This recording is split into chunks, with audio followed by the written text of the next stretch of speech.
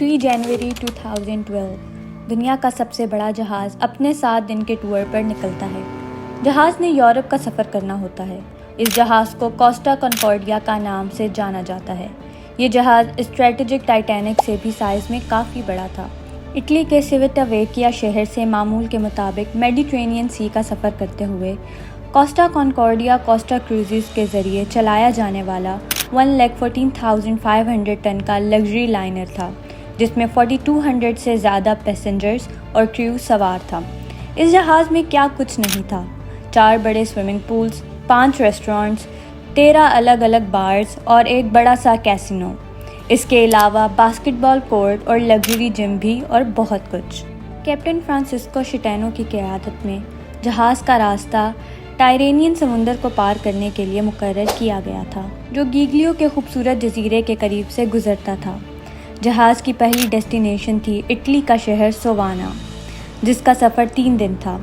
जहाज़ को चले 2.5 घंटे हो चुके थे कि अचानक एक भयंकर आवाज़ सुनाई देती है और देखते ही देखते जहाज़ की सारी लाइट्स अचानक बंद हो जाती हैं और जहाज़ टिल्ट करना शुरू कर देता है। रात 9:45 जब जहाज़ गूगलियो जजीरे के करीब से गुजर रहा था तो वह एक बड़ी चट्टान से टकराया, जिसे लीस्कोल कहा जाता है, जिससे इसकी पोर्ट साइड में 70 मीटर्स गहरा घाव बन गया। कुछ लोग सो रहे होते हैं और अचानक घबरा कर उठते हैं और देखते हैं कि इतनी खौफनाक आवाज़ कहाँ से आई। जो लोग डाइनिंग टेबल पर अपने खाने का इंतज़ार कर रहे थे, इनकी प्लेट्स एक तरफ गिरने लगती हैं। मुसाफिरों और अमले के दरमियान खौफ व हरास फैल जाता है। कैप्टन शिटीनो तेज़ी से बढ़ते हुए बहरान का सामना करते हुए कई अहम गलतियां करता है, जिसने तबाही को मज़ीद बढ़ा दिया। पैसेंजर्स को इंटरकॉम के ज़रिए बताया जाता है कि जहाज़ में कुछ इलेक्ट्रिकल फेलियर हो गया है, लेकिन असल में पूरी शिप का इंजन ही फेल हो चुका था। ये थी कैप्टन की पहली गलती। थोड़ी ही देर बाद जहाज़ का झुकाव दूसरी जानिब हो जाता है और पैसेंजर्स को भी समझ आ जाती है कि कोई इलेक्ट्रिकल फेलियर नहीं, बल्कि कोई गंभीर सूरत हाल है। जहाज़ और राइट की तरफ टिल्ट होना शुरू कर देता है और देखते ही देखते रूम्स में पानी भरना शुरू हो जाता है। लोगों को यकीन हो जाता है कि ये शिप डूबने वाली है, ठीक उसी तरह जैसे 100 साल पहले टाइटैनिक डूबी थी। इसमें भी इलेक्ट्रिकल फेलियर हुआ था और उस टाइम पर भी बहुत से लोग डाइनिंग टेबल में मौजूद थे और टाइटैनिक सॉन्ग बज रहा था। कैप्टन शिटीनो ने आखिर क्यों नहीं अलर्ट से आगाह किया? इस कैप्टन को याद रखना, क्योंकि ये कहानी के सबसे अहम हिस्सा हैं। 7:18 पर यह जहाज़ रवाना होता है और 2 घंटे ही गुजरते हैं कि जहाज़ अपनी रूट से भटक जाता है। पर क्या ये कोई गलती थी? जी नहीं, ये एक सोची समझी हरकत थी। कैप्टन जानबूझकर जहाज़ को आइलैंड के पास से ले जाना चाहते थे, पर क्यों? इसका रीज़न है इटली का गीगलियो आइलैंड। कैप्टन चाहते थे कि लोग रात के वक्त इस जहाज़ का नज़ारा कर सकें। जब जहां आइलैंड इस करीब से गुजरता, उसको सेल बाय या सेल पास्ट कहा जाता है। इस सेल बाय की वजह से इस जहाज़ किनारे से सिर्फ 150 मीटर दूर था, जिसकी वजह से जहाज़ बड़ी चट्टान से टकरा गया। इटली की मिनिस्ट्री ऑफ इंफ्रास्ट्रक्चर भी इस बात को क्लेम करती है कि जहाज़ शोर से अनसेफ डिस्टेंस पर चल रहा था, पर कैप्टन ने ऐसा क्यों किया? कैप्टन शिटीनो सीनियर कैप्टन मैरियो के अंडर काम किया करते थे और मैरियो गीगलियो आइलैंड पर रहते थे। शिटीनो साहब रात को मैरियो को कॉल करते हैं और कहते हैं कि हम इस आइलैंड से गुजर रहे हैं, तो हम आपको ट्रिब्यूट देना चाहते हैं, जिसके लिए हम एक सायरन बजाएंगे। मैरियो का कहना था कि वो आइलैंड पर मौजूद नहीं हैं और कॉल डिस्कनेक्ट हो जाती है। 9:40 पर यह कॉल की जाती है और ठीक कुछ देर बाद ही वो खौफनाक आवाज़ सुनने को मिलती है। चीफ इंजीनियर्स कैप्टन शिटीनो को बताते हैं कि हालात बहुत ख़राब हैं, इंजन रूम पूरा पानी से भर चुका है। पर कैप्टन शिटीनो साहब फिर झूठ का सहारा लेते हैं और पैसेंजर को कहते हैं कि चिंता की ज़रूरत नहीं, बस ब्लैकआउट हुआ है। 10 बजे कैप्टन शिटीनो के दिमाग में ख्याल आता है कि जहाज़ को आइलैंड के करीब ले जाना चाहिए।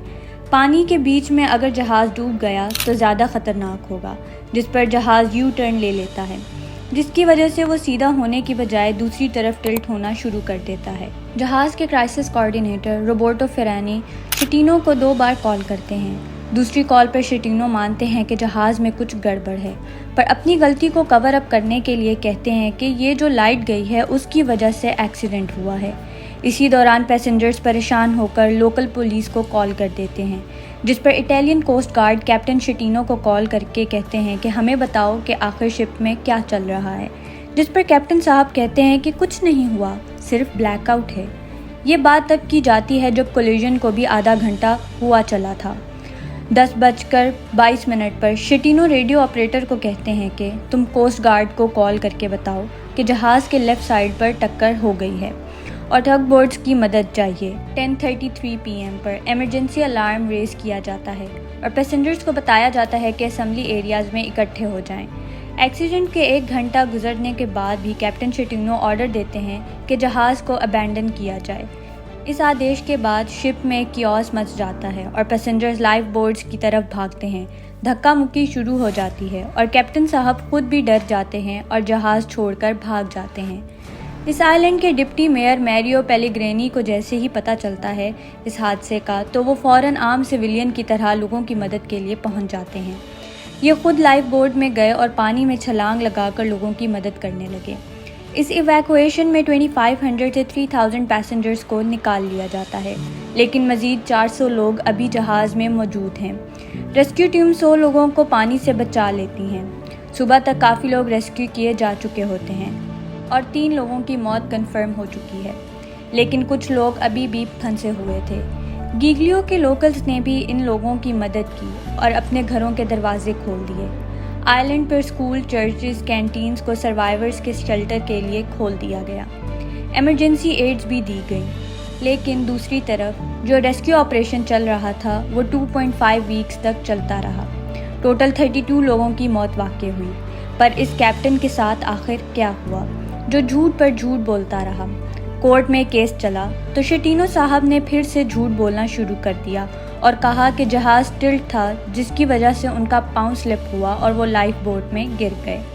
کورٹ کے جج نے اس بات کو ماننے سے بھی انکار کر دیا۔ 2017 میں کیپٹن صاحب پر مین سلاٹر کا الزام میں 16 سال کے پریزن کی سزا سنائی جاتی ہے۔ میریو پالوبو جو سینئر کیپٹن تھے، انہوں نے بھی شٹینو کے بارے میں بتایا کہ یہ شروع سے جھوٹا انسان تھا۔ کافی کیسز میں شٹینو اپنی غلطی ماننے کی بجائے جھوٹ کا سہارا لیتے تھے۔ اس کہانی سے یہ سبق ملتا ہے کہ کبھی بھی اپنی کشتی کا ہولڈ کسی جھوٹے اور بزدل انسان کے ہاتھ میں نہیں دے دینا چاہیے اور وہ پوری کشتی کو لے ڈوبتا ہے۔ ایسے لیڈرز جو کبھی اپنی غلطی نہیں مانتے اور جھوٹ بولتے ہیں وہ بے حد خطرناک ہو سکتے ہیں۔